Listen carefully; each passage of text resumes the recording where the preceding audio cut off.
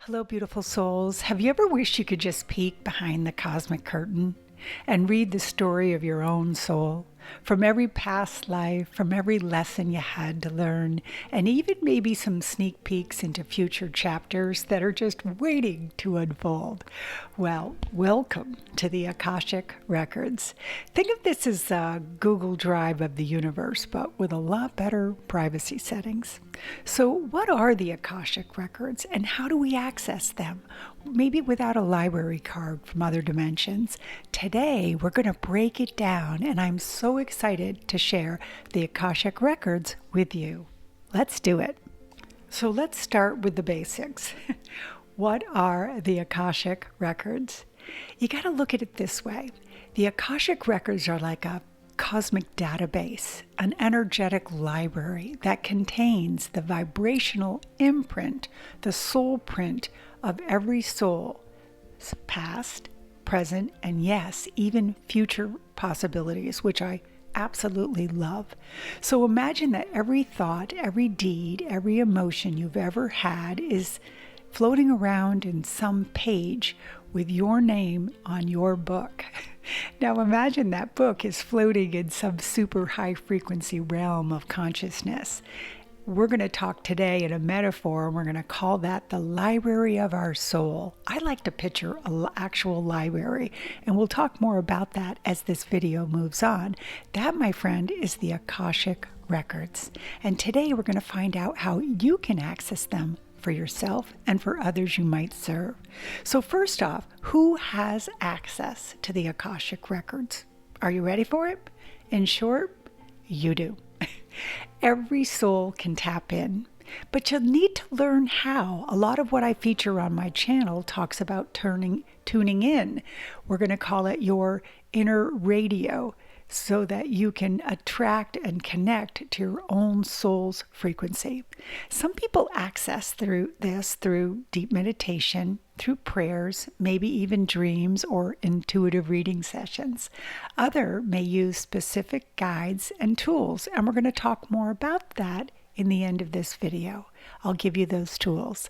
So let's go to the next question, which everybody has, which is who came up with the idea of the Akashic Records being some type of library of the soul? This concept goes so far back. The word Akasha actually comes from the Sanskrit word meaning ether or sky. We call it the place that holds everything. And in ancient Indian and Tibetan texts, they spoke of the universal field that records all actions and thoughts. But Edgar Cayce, the legendary sleeping prophet from the early 1900s, really popularized or coined the phrase the soul library. Because while he was in a trance, he would access these records and give people intuitive readings, shared past life experiences, teach them their soul lessons, and even give them healing information. So we can truly look at Cayce's work as the original spiritual Wi-Fi connector. If you don't know who he is, I will absolutely put some links in the show notes. So let's move on. So let's dive into the experts in the field today. Linda Howe comes to mind, author of How to Read the Akashic Records. And I tell you, this is a great start for anybody. I'll leave the link in the show notes for her book. Lisa Barnett is the creator of the Akashic Knowing School and is the teacher of soul contracts. Andrea Hess, Danielle McKinnon, and others have created intuitive frameworks to help you access your records. But here's what I want you to know. You don't need a guru or a certification. The real expert is your connection to your own higher self. And that's why I spend so much time on this channel teaching you how to connect for yourself. I do find the Akashic Records as a great tool, a visualization when I'm diving in and looking at the work.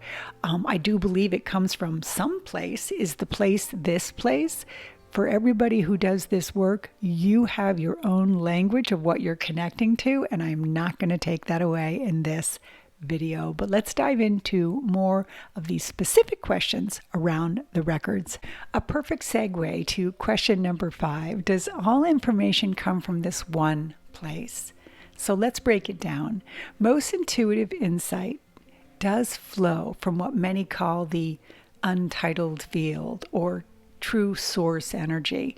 But whether you're pulling tarot cards, hearing it from your spirit guides, or getting an intuitive hit when you're taking a shower, you're tuning in to the same cosmic Wi-Fi, but maybe just on different channels. So yes, the Akashic Records are like the cloud storage of all souls' data, but your intuitive information that you might get also streams from your spirit guides, from ancestral wisdom, or collective consciousness.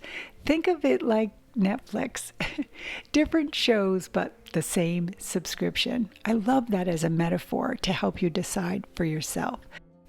Okay, it's time to play with what we are talking about today. I'm going to share 5 little fun tips that you can access and you can use today to connect specifically to this modality, the Akashic Records. So I'm going to start with one that came out of Lynn Howell's book. And she suggests that you have an opening intention or an opening prayer that access the records. And I'm going to share with you hers. She says, I open myself to the light of the Akasha. May I receive only the truth and love. So that is an example, but guess what? You can write your own. I think the pro tip here, ding ding, is that I think it's very important to be consistent. When you go to do sessions, especially for other people, do the prayer for intention, do the prayer for protection. Those things that we have set up and we do them all the time, truly get into the mindset, especially working with our guides, for the consistency. And as we all know, it's key. Let's move on to the second tip, which is you absolutely have to meditate, but let's do meditation with a twist. So the twist for meditating is to literally ask to connect to your records while meditating. And ask the question, what is a great soul lesson that I need to remember for today? And then put the prayer out to connect to the records. Keep a journal handy. You're going to want to write down when you come out of your meditation what images and feelings or even memories showed up during that meditation. And don't go crazy. Don't do a 40-minute meditation and drive yourself nuts, right? Try this for a 10 or a 15-minute one, and maybe you only get 2 images. You're doing the work, and you're accessing the records. The next tip, number 3, is dream journaling. The Akashic Records are running 24/7, but boy, do they get accessed easily when you're sleeping. So keep a notebook next to your bed. Record what you see or what you feel. Wake up in the middle of the night and jot it down. Look for repeating themes too, like symbols or visit from mysterious wise figures. You will be amazed at what shows up. And again, the consistency is key. Another great way to access the record is to use visual triggers. Stare into a candle flame, a crystal, or a mandala while asking a specific question about your soul's journey and see what comes through. And the last little fun exercise to do is my favorite. Number 5, ask a question and flip a book. Here you go. Go into your spiritual library or a library, stand in the New Age section, grab a spiritual book, close your eyes, ask your question, flip to some random page. And guess what? You'll be amazed at how spooky and how accurate the message back to you actually is. Truly coming from your records, because your records love a dramatic reveal. There you have it, soul seekers. Don't forget, the Akashic Records are not locked behind any golden gate. They're written in the stars and the ethers, and they're there for you to access through your very own intuition. This is Jeannie. I will see you next video podcast. Bye now.